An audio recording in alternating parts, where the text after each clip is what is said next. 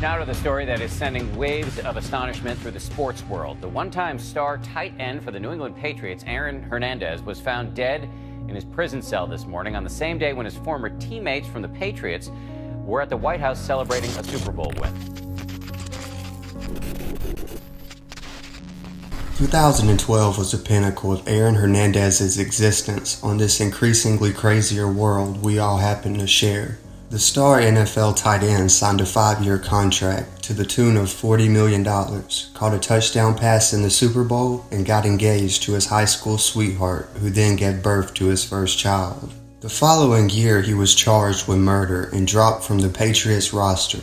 He went from king on the hill to sleeping in a cell.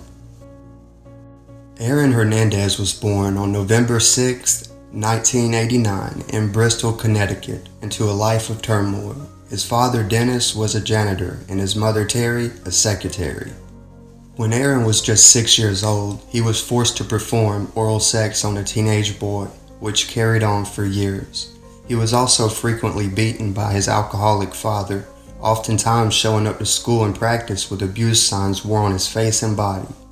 He grew up playing basketball, but his focus turned to football his senior year in high school, becoming a stud immediately. That same year, he endured his father's unexpected death. Despite his father's abusive tendencies, Aaron revered his father. His father's passing left him angry at the world. He had lost a father figure who held him accountable his entire life, and it was at this time he would turn towards the life of crime. Though he had many different offers, he committed to the University of Florida. In April 2007, before his first football game, police were called to a local bar in Gainesville, where Aaron had punched the manager, busting his eardrum in a dispute over the $12 tab. In typical fashion, the town's local hero, Coach Urban Myers, arrived at the crime scene to save his star athlete from felony battery charges, unintentionally enabling Aaron to go on and murder several people. Then again on September 30th, 2007, Hernandez was among several Gator football players interviewed by investigators after a shooting outside a nightclub that left 2 men critically wounded. Corey Smith was struck in the head, while Justin Glass was shot in his right arm. Hernandez was among many of the Gator football players that had been in an altercation with the victims earlier in the bar that same night, yet no one has ever been charged. Football season would start, and Hernandez would become a well-respected tight end his freshman year, while his team went on to win the national championship. He continued to overachieve on the field his sophomore year. Then in 2009, he became an All-American, winning the national championship for the second time, breaking a school record with 111 catches at the tight end position during his 3 seasons playing college football, and received the John Mackey Award as the nation's best collegiate tight end. So in 2010, he opted out of his senior year and declared for the NFL draft. Late in the 4th round, the New England Patriots, recognizing his talents and willing to take a chance, decided to draft the exceptional yet troubled young star. There were many concerns over multiple failed drug tests and his connections to gang activity, or he would have been drafted much higher. It was around this time his mother was brutally attacked by his stepfather with a knife, leaving her with a 3.5-inch laceration on the face and multiple wounds to her arms. When the 2010 season began, Hernandez was the youngest active player in the NFL. Upon first arrival, he had become a very dynamic and effective part to the New England Patriots offense, setting a team rookie record at the tight end position with 45 completed receptions. The Patriots would finish the season with an impressive 14-2 record. In his second season, he helped the Patriots make it to the Super Bowl, where they lost to the New York Giants 21-17. In 2012, Hernandez signed a lucrative $40 million 5-year contract to the New England Patriots. Although that 5-year deal nor the 2013 season would ever come to fruition for Aaron Hernandez. We're tracking breaking news in a local homicide investigation surrounding now former New England Patriots player. Ex-Patriots tight end Aaron Hernandez is charged with first-degree murder. June 17, 2013, the body of Odin Lloyd was found in an industrial park in North Attleboro, Massachusetts, 1 short mile from the home of Aaron Hernandez. He was eventually linked to the victim through his fiancée, whose sister was dating him. All the evidence began pointing towards Hernandez as the main suspect. He made failed attempts to cover his tracks, like destroying his cell phone and deleting surveillance video from his home, but the footage was recovered, showing him come back home with a gun that very same night. The police then found identical bullets from the crime scene in one of Hernandez's cars and condos. Eventually, the police had enough evidence to issue an arrest warrant. Before they could arrest him, he transferred a large sum of money to a male high school classmate who he was allegedly sexually involved with. On June 26, 2013, Hernandez was arrested and charged with the first-degree murder and 5 weapons charges. It was later discovered that there could have been 2 separate motives, one being Lloyd knew of Hernandez's sexuality and was reportedly threatening to tell his fiancée. There was also an altercation over Lloyd speaking with some of Hernandez's enemies at the nightclub.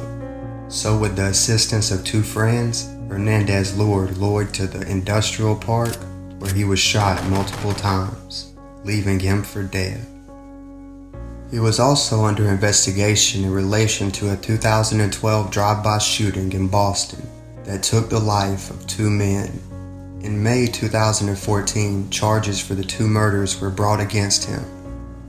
Then on April 15, 2015, he was found guilty of the first-degree murder of Odin Lloyd. Guilty of murder in the first degree. Madam Foreperson, by which theory or theories, deliberate premeditation and/or extreme atrocity or cruelty? Extreme atrocity or cruelty. Under Massachusetts law, he received a life sentence without the possibility for parole. At this time, he was becoming, let's just say, very, very close with certain male inmates from within the facility he was being housed at, something he had been doing secretly his entire life. In a jailhouse interview with Howard, Kennedy said he had an intimate relationship with Hernandez in prison. One day we were locked in the cell and he's like, just lay down and close your eyes, shut off the light. And he's like, you know, and that's the first time. How much of a dark secret was this for him to carry around as a burden? I could tell once he started opening up to me and talking to me every day, I could just see it in his eyes. Like he was getting happier. He was just being able to confide in someone, something that he couldn't talk to anybody about. Then in April 2017, he was acquitted on the 2 counts of murder from the 2012 drive-by shooting. Do you find the defendant not guilty or guilty of the offenses charged? Not guilty. Unfortunately, on April 19, 2017, a few short days after being acquitted of the 2 murder charges, he committed suicide. 27-year-old Hernandez was found hanging from a bedsheet in his Massachusetts state prison cell. He had given a suicide note to one of his boyfriends from within the facility and left one for his fiancée and daughter, admitting to his bisexual orientation. In late 2017, it was discovered that Aaron Hernandez suffered from an advanced stage of CTE, a severe degenerative brain disease that had been linked to head trauma, common in contact sports.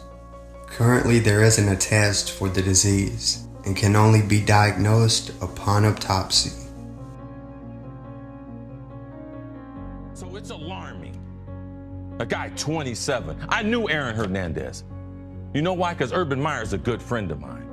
I saw him recruit him from Bristol, Connecticut, an All-American. I saw him at the University of Florida at practices. And to think that this is a game that we encourage young people to play, and the end result was that. I'm conflicted. I really am. It's hard, Nick. Like it's really hard. But the benefits and what it taught me as a young man. I used to break into the stadium and run the stadium steps in my hometown. And now that stadium's named after me. And you know the reason why, Nick? It's not because people like me. Because there was a time that it wasn't nice to be associated with Chris Carter.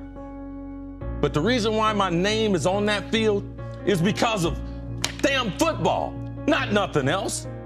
It's because of football. You know the reason why my name's on this show? I ain't go no great broadcasting school. No. It's because I played football. That's the reason why. So most of the good things in my life, they come about because of football. So it's not good for me to see a young man who was trying to live out the same dream that I lived out, and for it to end like that. And for football to be some type of cause that people would have to be concerned about football players as we get older, that we might become violent, that we have a tendency to hurt other people.